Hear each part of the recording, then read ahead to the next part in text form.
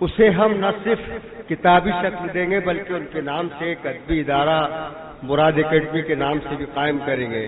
تو اللہ تعالیٰ نے ان کے دونوں خواب پورے کیے۔ زوردار تالی بجا دیجیے ہمارے فہیم بھائی کے لیے، اور فرید الدین خان صاحب کے لیے دعا فرمائیں کہ اللہ ان کو غنی کی رحمت فرمائے۔ آئیے اب میں جناب محمد باقر حسین صاحب سے گزارش کرتا ہوں کہ تشریف لائیں، اور مجھے امید ہے کہ آپ اختصار کا مطلب سمجھتے ہوں گے۔ السلام علیکم۔ میر مجلس پروفیسر خالد محمود صاحب، ہمارے ادبی رہنما اور معنوی استاد پروفیسر تسنیم فاطمہ میڈم، ہمارے بزرگ فروغ حسنی صاحب، اور یہاں پر موجود سبھی ادب فہم شخصیات، میں آپ کے سامنے اپنا مقالہ مراد سعیدی کی نظم نگاری ایک جائزہ پیش کر رہا ہوں۔ حالانکہ ان کی 4 بیت اور غزلوں پر بات ہو چکی ہے، اور اختصار کے ساتھ بنا کسی تمیز کے میں اپنے مقالے کا اختصار یہ ہے کہ میرے مقالے کا اختصار یہ ہے کہ مراد سعیدی نے جملہ اصناف میں شاعری کی، جس میں غزلیں، 4 بیت، نظمیں اور رخصتی، سحرے وغیرہ شامل ہیں۔ تو مراد سعیدی صاحب نے جو نظموں کو موضوع بنایا ہے، جن موضوعات پر نظمیں لکھی ہیں، ان میں حب وطنی کی نظمیں ہیں جن کے عنوان ہیں ایکتا کا گیت، اب ہو گئے آزاد ہم، اور جب یہ دیولی گئے تو دیولی جاتے وقت اور دیولی میں قیام کے دوران جو ان کو گھر کی یاد آئی، شہر کی یاد آئی، افرادوں کے اپنے جو معاصرین تھے ان کی یاد آئی، ان کی یاد میں لکھا انہوں نے، بہت یاد آئے۔ اور 2002 کے دنگوں سے پہلے جو گجرات میں فرقہ وارانہ تصادم ہوئے، اس کے کو عنوان بنا کر کے گجرات سے متاثر ہو کر ایک نظم لکھی۔ مراد صاحب نے چونکہ ابراہیم علی خان اور اس کے بعد نواب سعادت علی خان کا جو دور دیکھا تھا، اور اس میں جو حکومتی نظام تھے، جو ان کے تعمیری امور تھے، ان کو پیش نگاہ رکھ کر کے نظمیں لکھی، عہد ہمایونی اور غمخوار ریت، ٹونک میں ہٹلر نظر آنے لگے وغیرہ۔ مراد صاحب کی نظموں کا اختصاص یہ ہے کہ ٹونک میں فقیر محمد خان گویا، جو کہ نواب امیر خان کے ہمراہ تھے اور ٹونک کی بنیاد رکھنے میں ایک نیو کے پتھر ثابت ہوئے، انہوں نے مرثیہ نگاری کی۔ اس کے بعد شخصی مرثیہ خال خال نظر میں آتے ہیں۔ جب ٹونک کی ادبی تاریخ لکھی جاتی ہے تو مرثیہ نگاری کا جو باب ہوتا ہے شاعری کے ضمن میں، کہ غزلیں ہو گئیں، نظمیں ہو گئیں، اس کے علاوہ رخصتی، سحرے، پی ایچ ڈی ہو چکی ہے ان کے اوپر، لیکن ٹونک میں مرثیہ نگاری کے اوپر نہ تو ابھی تک کوئی پی ایچ ڈی ہوئی ہے اور نہ ہی ہوتی نظر آ رہی ہے، دکھ رہی ہے۔ اب ٹونک کے اندر کربلائی مرثیے تو کم لکھے گئے، لیکن شخصی مرثیے زیادہ لکھے گئے۔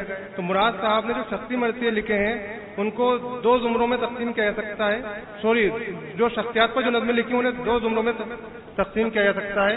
ایک زمرہ وہ ہے جس کے اندر انہوں نے خراج عقیدت پیش کیا ہے، اور دوسرے زمرہ وہ ہے جس میں شخصیات کو انہوں نے شخصیات کو موضوع بنا کر کے مرثیے لکھے ہیں، ان کی وفات پر، ان کی اموات پر شخصی مرثیے لکھے ہیں۔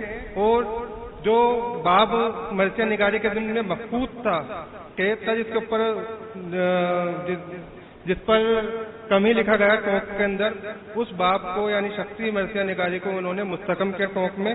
تو میرے 2 پیج ہیں، اس کو میں پڑھنا چاہ رہا ہوں۔ انہوں نے خاص طور پہ مراد صاحب نے مرثیہ غالب، جو حالی نے لکھا، الطاف حسین حالی نے، اس طرز پر 2 مرثیے لکھے، اعجاز صاحب کو، نشاط صاحب کے، اعجازی صاحب کے۔ تو میں اپنا مقالہ شروع کرتا ہوں، بالکل مختصر ہو گیا صاحب، 4 پیج تو ویسے ختم کر دیں گے۔ فنی اعتبار سے ان کے مرثیے غزل کی حیثیت میں لکھے گئے ہیں، البتہ ماسٹر رام نواز ندیم اور بسمل سعیدی کے جو مرثی ہیں اس سے مستثنی ہیں۔ اول الذکر مثنوی اور آخر الذکر 4 بیت کی حیثیت میں موضوع کیے گئے ہیں۔ یعنی مراد صاحب نے جو 15 مرثیے 16 مرثیے لکھے ہیں وہ سب غزل کی حیثیت میں، صرف 2 مرثیے ایسے ہیں جو مثنوی اور نظم کی حیثیت میں ہیں، 4 بیت کی حیثیت میں ہے۔ عاجز اور نشاط کے مرثیوں کی طرز و لفظیات الطاف حسین علی کی مرثیہ غالب کی یاد دلاتے ہیں۔ بطور ثبوت بات بند ملاحظہ فرمائیے۔ حالی لکھتے ہیں اہل ہند اب کریں گے کس پر ناز، رشک سیراز و اصفہان نہ رہا۔ تو مراد سعیدی صاحب لکھتے ہیں نشاط صاحب کے مرثیے کے اندر، پڑ گئی سرد تیرے بعد ہر محفل شعر، ٹونک میں تجھ سا سخن فہم اور سخن دہ نہ رہا۔ مراد سعیدی نے نشاط کے اس مرثیے میں نہ صرف ان کی شعری صلاحیتوں، استادانہ لیاقت، سخن فہمی، سخن ترازی کی تعریف کی ہے، بلکہ نشاط کے بعد ٹونک کی شعری حلقے میں جو خلا پیدا ہوا اس کا احساس بھی انہیں تھا۔ وہ لکھتے ہیں سلسلہ ختم ہے شاگردی و استادی کا، جس سے وابستہ ہو اب کوئی وہ دامہ نہ رہا۔ اسی طرح صاحبزادہ محمد علی خان عاجز مرحوم کے عنوان سے لکھے گئے مرثیے پر بھی حالی کا مرثیہ غالب کا اثر دکھائی دیتا ہے۔ ملاحظہ فرمائیے، نقد معنی کا گنجدہ نہ رہا، خوان مضمون کا میزبان نہ رہا، حالی کا شعر ہے۔ اب مراد صاحب کا بند ملاحظہ فرمائیے، صاحب نقد سخن حضرت عاجز نہ رہے، شعر کے ماہر فن حضرت عاجز نہ رہے۔ مراد نے شخصی نظموں کے ذریعے نہ صرف اپنے عہد کے نامور شخصیتوں سے روشناس کرایا، بلکہ ان کی لیاقت، قابلیت، فن اور کمالات کو بھی ضابطۂ تحریر میں لا کر آئندہ نسلوں کے لیے ٹونک کی تاریخ کا ایک باب محفوظ کر لیا۔ علامہ اعظم مراد نے ٹونک میں شخصی مرثیہ نگاری کی روایت کو مستحکم کیا۔ اختصار یہ ہے اس مقالے کا، نعت ہو یا سفر، معراج، چار بیت ہو یا قطع رخصتی ہو، تہنیت مرثیہ ہوں یا خراج عقیدت، مراد نے سادہ اور سہل الفاظ اور پراثر انداز میں راست شاعری کی ہے۔ ان کی نظمیں صنعتی بازیگری اور مشکل گوئی سے پاک ہیں۔ ان کی شاعری میں مفرد، معرب، مہند الفاظ کا استعمال حسب معمول ملتا ہے۔ مراد وطن کی محبت سے سرشار ہو کر اپنے جذبوں کو الفاظ کے پیکر میں ڈھالتے ہیں تو اکثر مہند الفاظ کا استعمال کرتے ہیں۔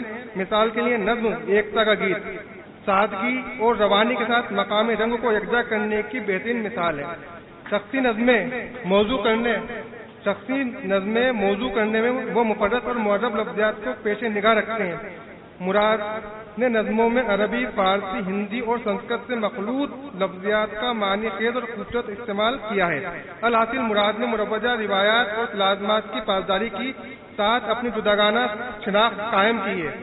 ان کا شعری اختصاص یہ ہے کہ ٹونک کی ادبی روایت میں مرثیے کا جو باب مفقود تھا، مراد نے شخصی مرثیے لکھ کر اسے پر کیا۔ اسی طرح مراد کی کئی چار بیتیں ان کے جذبات کی شرح ہیں اور نظموں میں ٹونک کی تاریخی اور تہذیبی نقوش مرتسم ہو گئے ہیں۔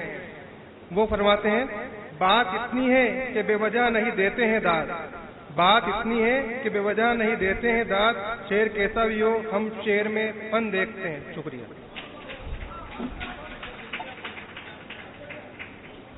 یہاں آئیے سر۔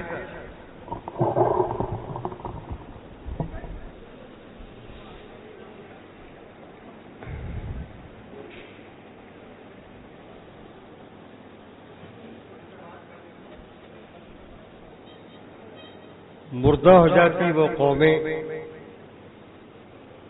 جو اپنے اسلاف کے کارناموں کو فراموش کر دیتی ہے۔ قابل مبارکباد ہوتے ہیں لیکن وہ لوگ جو اپنے اسلاف کے کارناموں کو آنے والی نسلوں تک پہنچانے کا کام کرتے ہیں۔ مراد کٹبی کے توسط سے فہیم الدین خان نے اور ان کے احباب نے اسی عظیم کام کو انجام دیا ہے۔ ڈاکٹر عمران عاقف خان صاحب سے گزارش کرتا ہوں کہ تشریف لائیں اور اپنے خیالات سے محظوظ فرمائیں۔ ڈاکٹر عمران عاقف خان۔